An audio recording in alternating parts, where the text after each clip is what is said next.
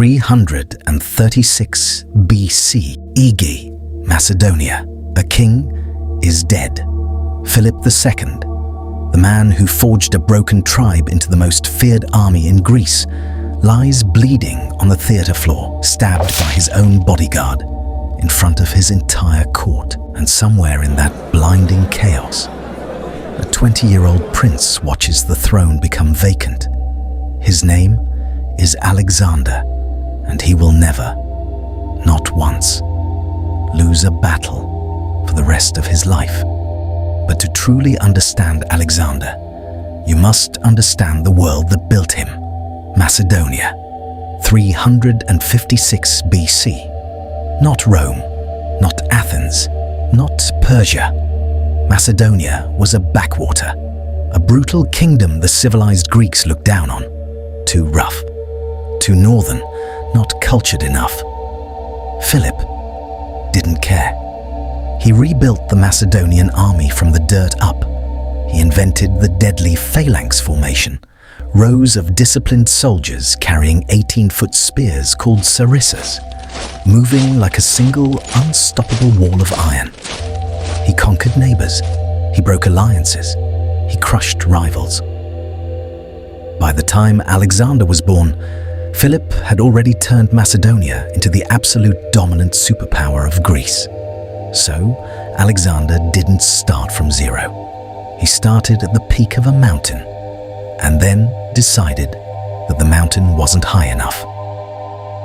His mother was Olympias, a fierce, deeply religious woman who filled Alexander's mind with a single, dangerous idea from childhood. You are not ordinary. You are descended from Achilles, from Heracles. The gods themselves have a plan for you. Philip told him he would be king. Olympias told him he would be legend. Both were right. When Alexander turned 13, Philip did something remarkable. He hired Aristotle as his son's personal tutor, not a random scholar. Aristotle, the giant who would shape Western thought for 2,000 years. Logic, ethics, politics, rhetoric. Aristotle mastered it all. For 3 years, Alexander sat with him in the quiet gardens of Mysa. They debated philosophy. They studied medicine. They devoured Homer, Alexander's ultimate obsession. Aristotle even gave him a personal, hand-annotated copy of the Iliad. Alexander carried it on every campaign, sleeping with it under his pillow, right next to a dagger. He didn't just want to conquer the world, he wanted to be the greatest man who ever lived. Aristotle taught him how to think. Philip taught him how to fight. Olympias taught him he was divine. That combination was lethal. Then came the horse. A wealthy merchant brought a massive midnight black stallion to Philip's court. He demanded a fortune. Philip's best horseman tried to ride it, but the stallion threw every single one of them. Brutal, uncontrollable. Philip waved it away. Not worth the price. 13-year-old Alexander stepped forward. He'd noticed something the others missed. The horse wasn't malicious. It was terrified of its own shadow. Every time a rider leapt up, the shifting shadow on the dirt drove the animal into a panic. Alexander turned the stallion's face directly into the sun, blinded to its shadow. He spoke softly, stroked its neck, and mounted. The horse didn't fight. Philip reportedly wept with pride. He looked at his boy and said, "My son, Macedonia is too small for you. Find a kingdom worthy of yourself." That horse, Bucephalus, carried Alexander across 3 continents for the next 20 years. When he finally died in India, Alexander named a city in his honor. Back to 336 BC. Philip had achieved the impossible. He had united Greece. He was poised to launch an invasion into Persia, the mightiest empire on earth. His massive wedding celebration was underway at the theatre. Then, Pausanias, a trusted royal bodyguard, drove a blade straight through Philip's ribs. The motives are still debated today. A personal grudge, a Persian conspiracy, Olympias, maybe even Alexander himself. What is certain? Philip died instantly, and within days, Alexander systematically eliminated every single rival to the throne, potential brothers, challenging nobles, the conspirators who killed his father. Cleaned out. He was cold, precise, decisive. He was 20 years old. Here is the piece of the puzzle most people miss. Everyone knows he conquered Persia. Everyone knows he went undefeated. But what they don't know is why the Greeks almost stopped him before he ever left Europe, and how he handled it in a way no one saw coming. The moment Philip's blood hit the floor, Greece erupted. City-states held down by Macedonian muscle saw their chance. Thebes, one of the military powerhouses of Greece, launched an immediate revolt. They expected the new teenage king to be weak, green, manageable. Alexander marched south. So fast, the Greeks thought it was a completely different army. He appeared at the gates of Thebes before they had even finished organizing their rebellion. The Thebans refused to yield. Alexander destroyed the city, utterly. Every single building was leveled to the dirt. Every citizen sold into chains. 30,000 human beings, erased. He left exactly one structure standing, the house of the poet Pindar. Because even in absolute brutality, Alexander respected art.